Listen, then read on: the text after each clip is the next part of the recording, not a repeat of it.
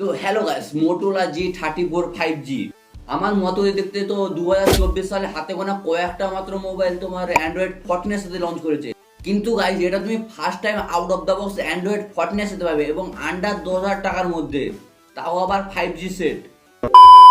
তো চলো গাইস মোবাইলটা একটু আনবক্সিং করে দেখা যাক বক্সটার মধ্যে কি কি আছে। প্রথমে তুমি পাবে কিছু ডকুমেন্টস এবং একটা সিম টুল, তারপরে 20 ওয়াটের একটা চার্জার পাবে এবং type A to type C একটা চার্জার কেবল।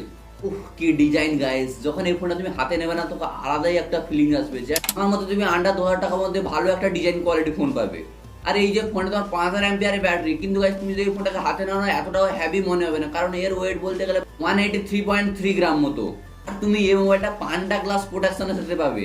তারপর তোমার এই ফোনটা পোর্টস এন্ড বাটন যদি দেখতে তবে তোমার নিচের দিকে রয়েছে একটা 3.5 mm অডিও জ্যাক, একটা মাইক্রো স্পিকার এবং একটা USB type A to type C cable support এবং একটা স্পিকার। তোমার লেফট সাইডের দিকে রয়েছে একটা সিম কার্ড ট্রে, যেখানে তোমার ডুয়াল সিম এবং 1 HD কার্ড সাপোর্ট পাবে। আর উপরের দিকে রয়েছে একটা সেকেন্ডারি মাইক্রোফোন এবং সাইডে লেখা রয়েছে ডলবি অ্যাটমস। রাইট সাইডে রয়েছে তোমার ভলিউম বাটন এবং পাওয়ার বাটন, যেখানে তোমার ফিঙ্গারপ্রিন্ট সেন্সরও কাজ করবে। তারপর গাইস যদি তোমার ডিসপ্লে কথা বলতে হয়, এই ডিসপ্লেটা দেখতে গেলে সাইডের দিকে একটু বেশি বেজেল রয়েছে। তারপর তোমার 6.5 ইঞ্চি HD+ LCD ডিসপ্লে পাবে, 120,000 রিফ্রেশ রেট পাবে এবং 580 ইউনিট পিক ব্রাইটনেস পাবে এবং পান্ডা গ্লাস প্রোটেকশনের সাথে।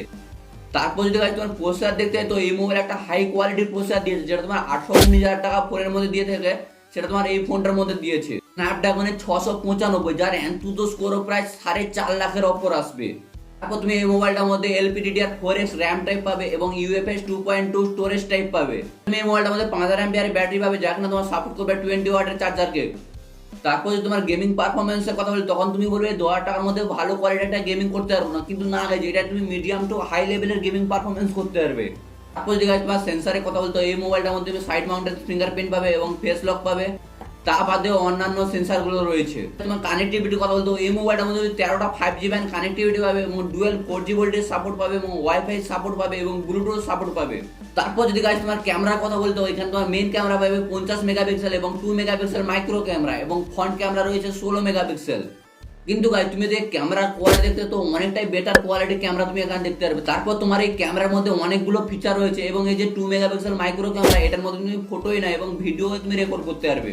তারপর তুমি রিয়েল ক্যামেরা দিয়ে 1080p 30fps ভিডিও রেকর্ড করতে পারবে এবং ফ্রন্ট ক্যামেরা দিয়েও তুমি same 1080p 30fps video record করতে পারবে। এগুলো বাদেও তোমার এই মোবাইলটার মধ্যে অনেকগুলো ছোট ছোট ফিচার রয়েছে। তো ওভারঅল যদি গাইস আমরা এই মোবাইলটাকে দেখতে, তো এই মোবাইলটা তুমি 5000 এমপিআর ব্যাটারি পাবে, যা কিনা অনেকটাই ভালো কোয়ালিটি। তারপর তুমি স্ন্যাপড্রাগনের 695 প্রসেসর পাবে। তারপর তুমি ডিসপ্লে কোয়ালিটিও ভালো পাবে, কিন্তু গাইস এখানে তোমার ডিসপ্লেটা HD হলে ভালো হতো, কিন্তু ঠিক আছে গাইস এই প্রাইসের মধ্যে অনেকটাই ভালো কোয়ালিটি দিয়েছে মোটোলা। আর এই যে মোবাইলটা তোমার 128GB আসবে তোমার 10,999 টাকা, আর 128GB আসবে তোমার 11,999 টাকা। কিন্তু গাইস তুমি যদি ব্যাংক ডিসকাউন্ট লাগাতে হবে তুমি আরো 1000 টাকা ছাড় পাবে। আমার মতে গাইজ এই যে 128GB স্টোরেজটা এই মোবাইলটা তোমার জন্য অনেকটাই বেটার থাকবে, কেননা গাইজ এই মোবাইলটা তুমি অনেকগুলো ফিচার পাবে যেটা তোমার 128GB তে থাকবে না। তো গাইজ আজকের ভিডিওটা এই পর্যন্ত। ভিডিওটা যদি ভালো লাগে তবে লাইক করো, কমেন্ট করো এবং শেয়ার এন্ড সাবস্ক্রাইব করে পাশে থেকো। টাটা বাই বাই, দেখা হচ্ছে পরের ভিডিওতে।